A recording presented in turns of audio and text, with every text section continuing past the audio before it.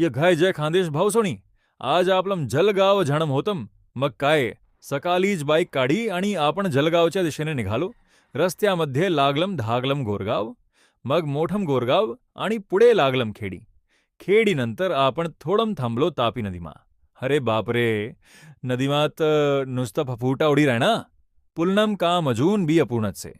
मोठमोठ्या क्रेन दिसत राहणा, पण काम कधी पूर्ण होईल काय माहीत नाही बाबा.